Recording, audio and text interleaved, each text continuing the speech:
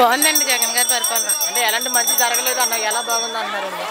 అంటే మంచి జరగలేదు అని అంటే ఏ విధంగా జరగలేదని అంటే పథకాలు ఉన్నాయి కదా, సంక్షేమ పథకాలు తెలుస్తున్నాయి కదా. సరిపోతుందా? డెవలప్మెంట్ ఏమి లేవు ఉండొద్దు అని అంటున్నారు. డెవలప్మెంట్ చేసుకుంటూ వస్తున్నారు కదండి. అంటే అదే వేరే ప్రభుత్వం వాళ్ళు ఎన్నో సంవత్సరాలుగా చేయలేదు, 4.5 సంవత్సరాలు ఈయనేం చేస్తారండి. మరి చేస్తూనే వస్తున్నారు కదా, ఇంకాను అంతా ఒకేసారి అయిపోవాలంటే అవ్వదు కదండి. 2024లో ఎలా ఉండబోతుంది ఎలక్షన్స్? ఎలక్షన్ పోటాపోటీగా ఉంటుందండి. గెలిచేదైతే జగన్ అండి. జగనే అండి. ఎందుకనండి? ఆయన చేసిన సంక్షేమ పథకాల వల్లనే ఆయన గెలుస్తారండి.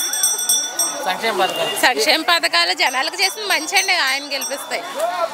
ఈ పథకాలన్నీ ఓన్లీ వైసీపీ పార్టీ వాళ్ళకే అందుతున్నాయి అన్నారు. లేదండి, వాలంటీర్స్ని పెట్టారు కదండి. వాలంటీర్స్ ద్వారా ప్రతి ఒక్కరికి ఏ కుటుంబమైనా చెప్పమానండి, నాకు ఈ పథకం లేదు, నేను అర్హురాలనే కానీ నాకు ఈ పథకం లేదని ఎవరినైనా చెప్పమానండి. అలాంటి వాళ్ళు ఎవరు లంచాలు తీసుకుంటున్నారు, దౌర్జన్యం చేస్తున్నారు అంటున్నారు. లేదండి, అర్హత ఉన్న ప్రతి ఒక్కరికి ప్రతి ఒక్క పథకం కూడా అందిస్తున్నారండి. ఎక్కడా కూడా అవినీతికి లేకుండా వాళ్ళ అకౌంట్లోనే నేరుగా వేస్తున్నారండి. ఇంకా అవినీతి అనడానికి ఏముందండి? అది ఈసారి ఎవరు గెలిస్తే బాగుంటుంది? జగన్ గారండి. జగనే. జగన్ అండి.